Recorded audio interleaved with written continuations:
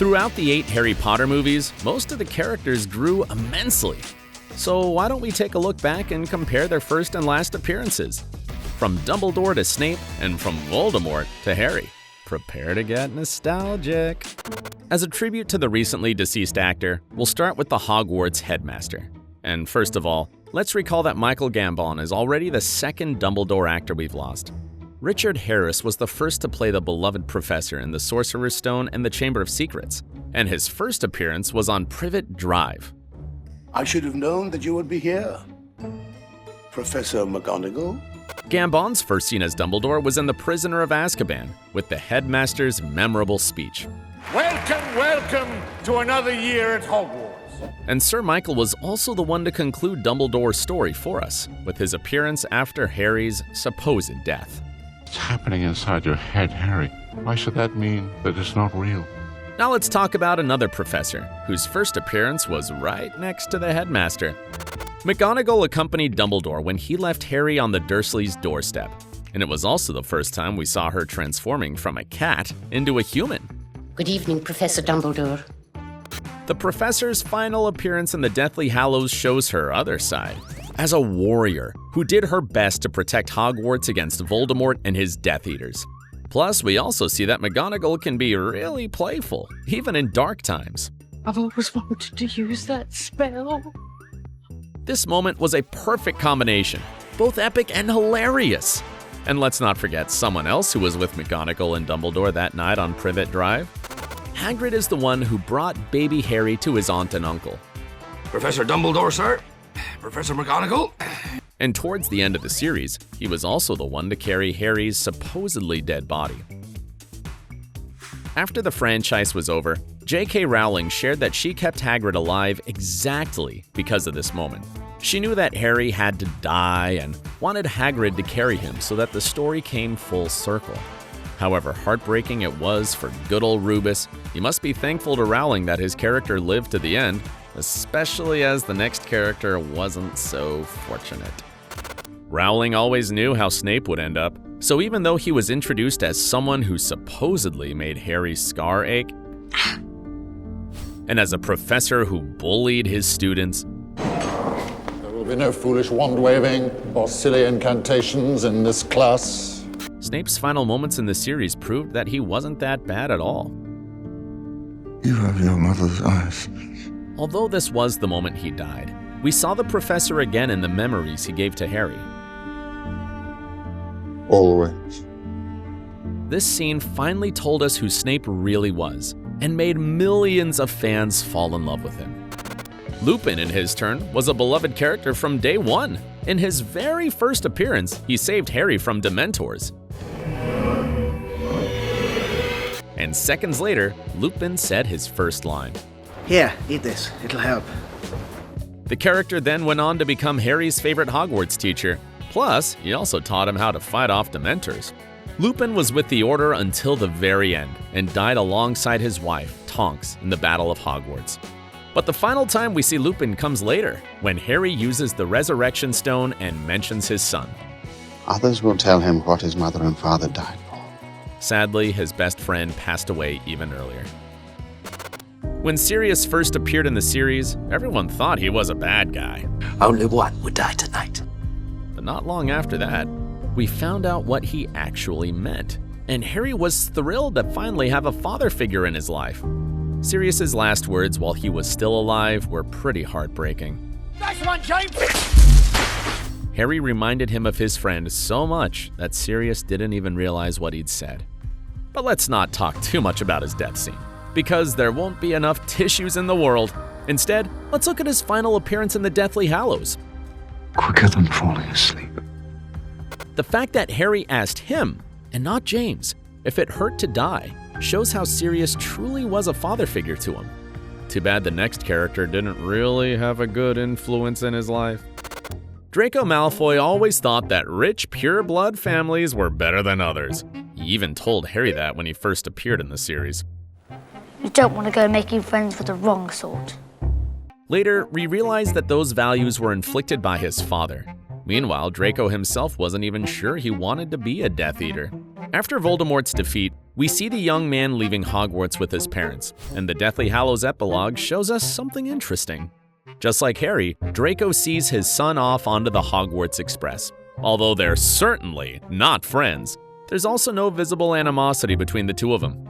So it looks like Harry and Draco left their past behind them after the main villain's death. Speaking of whom, we saw Voldemort for the first time in the Sorcerer's Stone. Sure, he wasn't in a regular human shape, but at least we could see his face and hear his voice. Harry Potter. And of course, the Dark Lord's ambitions were just as big as ever. But it didn't help him because he eventually met his demise. Voldemort's final scene was obviously the battle with Harry. The Dark Lord tried to kill him, but the Elder Wand wouldn't kill its own master, and the curse bounced back to Voldemort.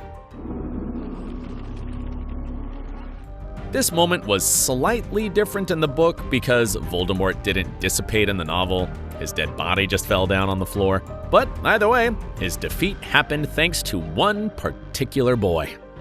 Seeing Neville in the first film, you'd never call him particularly smart or courageous. Trevor! But throughout the series, he showed probably the most impressive personal growth. From a boy afraid to stand up to his bullies, he turned into a young man brave enough to face the Dark Lord himself. Harry's heart did beat for us. For all of us. It's not over. Neville proved to everyone, including himself, that he's a true Gryffindor by pulling the sword from the sorting hat. And then again by killing Nagini with it in arguably the most badass moment of the series. In his final scene in the Deathly Hallows, we see Neville sitting next to Luna. So let's talk about her. This weird gal was only in the final half of the series, but she still managed to become a beloved character, especially after her memorable first appearance. You're just as sane as I am. For the actress behind Luna, it was her favorite line in the series. Share in the comments below if it was yours too. Due to her kind heart and bravery, Luna quickly became friends with Harry, and in the Deathly Hallows, she helped him find Rowena Ravenclaw's diadem. It's obvious, isn't it? We have to talk to someone who's dead. It was her unique way of thinking that allowed Harry to locate the Horcrux pretty quickly, and we can safely say he wouldn't have won without Luna, nor without the help of another special friend. From day one, Dobby was trying to save Harry. They first met in the Dursleys' house when the house elf warned the boy against returning to Hogwarts. There is a plot to make most terrible things happen. Dobby then admitted to stealing Harry's letters from his friends and finally ruined the Dursleys' dinner party. At the end of that movie, he made the elf promise him that he'd never try to save Harry again. But Dobby broke his promise, and it cost him his life. Dobby is happy to be with his friend. Indeed, it was one of the most heartbreaking deaths in the entire series. But it wasn't in vain, as Dobby's the reason why the main trio stayed alive. And now, it's time to talk about them. Ron became best friends with Harry as soon as he sat with him on the Hogwarts Express. Do you mind? Everywhere else is full. Now, can you imagine what would have happened if he'd found another seat on the train that day? Who knows if Ron and Harry would have even become friends? What we can say for sure, though, is that without this Weasley boy at Harry's side, Voldemort would probably have won, and we'd never see this emotional epilogue. But Ron wasn't the only one Harry met that day on the Hogwarts Express. In her first scene, Hermione immediately showed her willingness to help others. Has anyone seen a toad? A boy named Neville's lost one. No. And then she went on to reveal her know-it-all side. Oculus Reparo. Hermione seemed a bit obnoxious at first, but as the series went on, she grew a lot and learned to use her intelligence for good. She also got much braver in their fight against Voldemort. In her final scene in the series, Hermione is saying goodbye to her daughter at the train station, and as usual, she tries to control as much as she can. Jumper. And finally, the main character of the franchise. When we first saw Harry, he was just a baby. Harry Potter. Left on the doorstep of the Dursleys, he had no idea that he'd have to live under their staircase. Wake up, cousin! We're going to the zoo! And essentially work as a servant in his aunt and uncle's house. Why don't you just cook the breakfast and try not to burn anything? Yes, Aunt Petunia. Throughout the series, Harry grows into a courageous and decisive young man, ready to give his own life for others. But besides that, he also learns not to be prejudiced. Remember how he comforted his son and reminded him who he was named after? One of them was a Slytherin, and he was the bravest man I've ever known. Harry's conversation with Albus Severus is short, but it says a lot about his evolution, doesn't it? Whose growth in the series impressed you the most? Share in the comments below. And check out OSSA Movies for more Harry Potter videos.